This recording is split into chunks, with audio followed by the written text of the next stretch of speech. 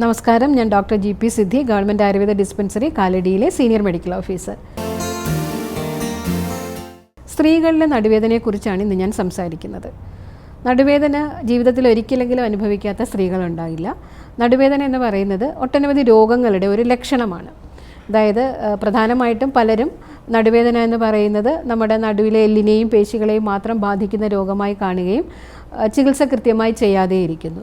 നടുവേദനയിൽ ഒരു 40% നടുവേദന നമ്മുടെ പോസ്റ്ററുമായിട്ട് കണക്ട് ചെയ്തിട്ടുള്ളതാണ്. അതായത് നമ്മുടെ ഇരിപ്പ്, നമ്മുടെ ജോലി സ്ഥലങ്ങളിലായാലും നമ്മുടെ യാത്ര ചെയ്യുന്ന സമയത്തിലായാലും കിടക്കുന്ന സമയത്തായാലും മറ്റ് റിലാക്സ് ചെയ്തിരിക്കുന്ന സമയത്തായാലും ഒക്കെ നമ്മുടെ പോസ്റ്റർ കറക്റ്റ് അല്ല എങ്കിൽ നടുവേദന ഒരു 40% നടുവേദനയും അതുകൊണ്ടാണ് ഉണ്ടാകുന്നത്.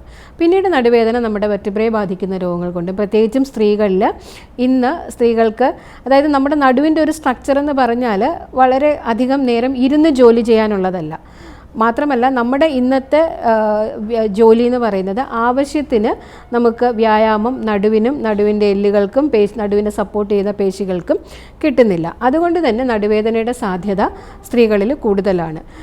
മാത്രമല്ല ഗർഭകാലത്ത് നടുവേദന സ്ത്രീകൾക്ക് കൂടുതലായിരിക്കും. പുരുഷന്മാരെ അപേക്ഷിച്ച് നടുവേദന സ്ത്രീകളിൽ കൂടുതലായി കാണുന്ന സമയങ്ങൾ ഇതൊക്കെയാണ്: ഗർഭകാലം, പ്രസവാനന്തരം നടുവേദന കൂടുതലായി കാണാറുണ്ട്. ഗർഭകാലത്ത് നമ്മുടെ വയറ് വലുതാകുന്നത് കൊണ്ട് തന്നെ അബ്ഡോമിനൽ മസിൽസിൻ്റെ ഒരു ബലം കുറയുകയും അത് നമ്മുടെ നടുവിൻ്റെ നോർമലുള്ള കർവേച്ചറിനെ ബാധിക്കുകയും നടുവേദന ഉണ്ടാകാനും സാധ്യതയുണ്ട്. പിന്നീട് ആർത്തവ സംബന്ധമായ വേദന, ആർത്തവ സംബന്ധമായി സാധാരണ പേശികൾക്കുണ്ടാകുന്നൊരു വേദന ഉണ്ടാകാം. പക്ഷേ ആർത്തവ സംബന്ധമായി ഉണ്ടാകുന്ന എല്ലാ നടുവേദനയും നമ്മൾ നെഗ്ലക്റ്റ് ചെയ്യാൻ പാടില്ല. മറ്റെന്തെങ്കിലും തീവ്രമായ നടുവേദനയും ആർത്തവ സമയത്തുള്ള വേദനയും കുറച്ച് സീരിയസ് ആയിട്ട് തന്നെ സ്ത്രീകളിൽ നമ്മൾ കാണേണ്ടതുണ്ട്. കാരണം എന്തെങ്കിലും ഗർഭാശയ സംബന്ധമായിട്ടോ അല്ലെങ്കിൽ എന്തെങ്കിലും ഫങ്ഷൻ, ഹോർമോണൽ ഇംബാലൻസോ ഒക്കെ ഉണ്ടെങ്കിൽ അത്തരം ആൾക്കാരിൽ നടുവേദന കൂടുതലായിരിക്കും.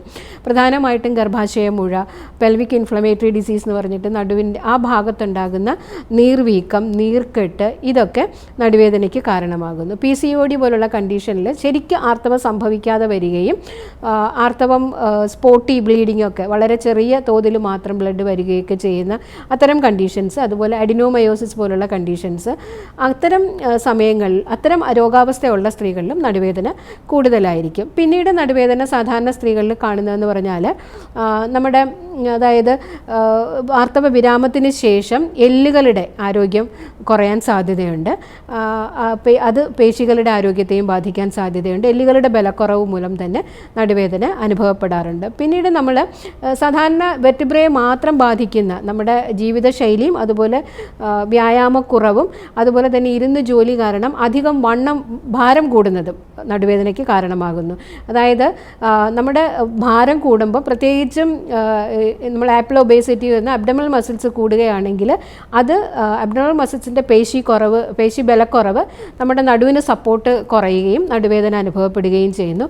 പ്രധാനമായിട്ടും നടുവേദനയുടെ ചികിത്സയെക്കുറിച്ച് പറയുകയാണെങ്കിൽ അതിൻ്റെ കാരണമനുസരിച്ച് വേണം നമ്മൾ ചികിത്സിക്കാനായിട്ട്.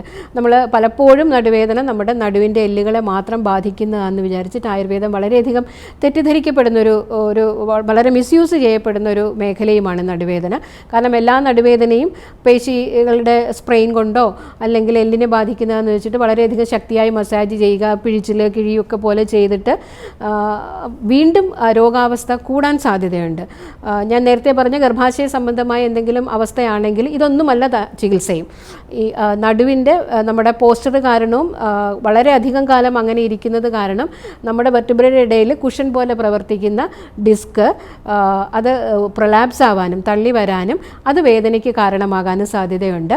പിന്നീട് അത് തള്ളി വന്നിട്ട് നമ്മുടെ വെർട്ടിബ്രയുടെ സൈഡിലൂടെ പോകുന്ന സ്പൈനൽ നെർവ്സിനെ കംപ്രസ് ചെയ്യുകയും ആ വേദന റാഡിക്കുലോപ്പതി, അതായത് പിന്നീട് അത് സപ്ലൈ ചെയ്യുന്ന നമ്മുടെ കാലിലെയും ഒക്കെ രക്തയോട്ടവും കാലിലെ പേശികളുടെ പ്രവർത്തനക്ഷമതയൊക്കെ കുറയാനും സംവേദനശേഷി കുറയുന്ന അവസ്ഥയിലേക്ക് വരാനും സാധ്യതയുണ്ട്. അത്തരം അവസ്ഥകളിൽ നമ്മൾ ശരിക്കും പറഞ്ഞാൽ മസാജോ ഒന്നുമല്ല അതിൻ്റെ ചികിത്സ. നീർവീക്കം ഉണ്ടെങ്കിൽ നീർവീക്കം കുറയുന്ന രീതിയിൽ എക്സ്റ്റേണൽ ആപ്ലിക്കേഷൻസ്, ഒരു തൈലം പുരട്ടലല്ല അതിൻ്റെ ചികിത്സ എന്ന് കൃത്യമായി മനസ്സിലാക്കുക.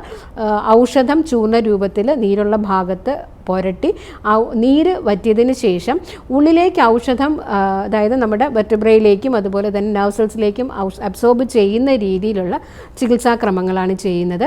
അതിൽ കുറച്ച് ഏത് ഭാഗത്താണോ നമ്മൾ എവിടെയാണോ പ്രശ്നം എന്ന് മനസ്സിലാക്കി, ഇതുപോലെ പ്രൊലാപ്സ് പോലെ തന്നെയുള്ളൊരു കണ്ടീഷനാണ് ഡീജനറേഷൻ.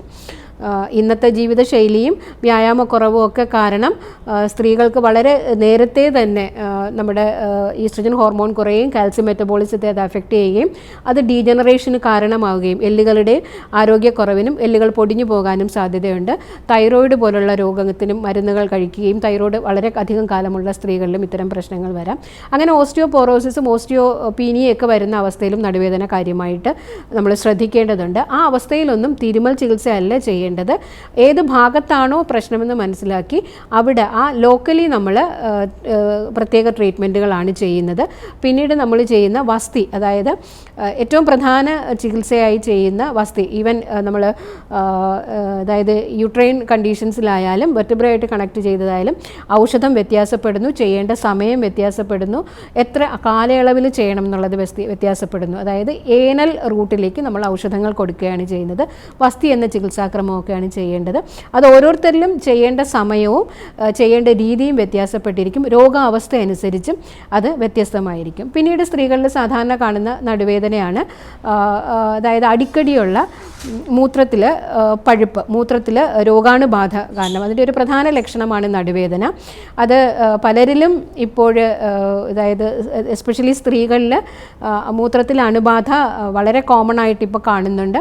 നമ്മുടെ ജീവിതശൈലിയിൽ വരുന്ന വ്യത്യാസം, അതുപോലെ തന്നെ ശുചിത്വശീലങ്ങളിലൊക്കെ ഉള്ള വ്യതിയാനം കാരണം മൂത്രത്തിലെ പഴുപ്പ് നമ്മൾ കൃത്യമായി ചികിത്സിക്കാതിരിക്കുകയും അത് വീണ്ടും വീണ്ടും അടിക്കടി വരികയും ചെയ്യുന്നത് നടുവേദനയ്ക്ക് കാരണമാകുന്നു.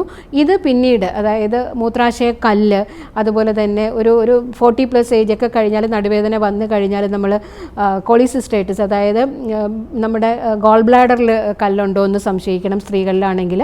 അത് മൂത്രാശയ കല്ലാണെങ്കിൽ നമ്മുടെ ജീവിതശൈലിയിൽ, അതായത് നമ്മൾ കഴിക്കുന്ന അതായത് നമ്മുടെ ശരീരത്തിലുള്ള വിസർജ്യങ്ങൾ പുറത്തേക്ക് പോകേണ്ടത് പ്രധാനമായും നമ്മുടെ യൂറിനിലൂടെയാണ്. നമ്മുടെ ഇൻടേക്ക് ഓഫ് ഫ്ലൂയിഡ് കുറയുമ്പോൾ മൂത്രത്തിൻ്റെ അളവ് കുറയുകയും മൂത്രം കട്ടിയാവുകയും അത് വളരെ കാലം ചെല്ലുമ്പോഴത്തേനും പിന്നെ അത് സ്റ്റോണായി മാറുകയും ചെയ്യും. അത്തരം കണ്ടീഷൻസിൽ നടുവേദന വരും. അതിലൊന്നും തിരുമൽ ചികിത്സയല്ല ചെയ്യേണ്ടത്.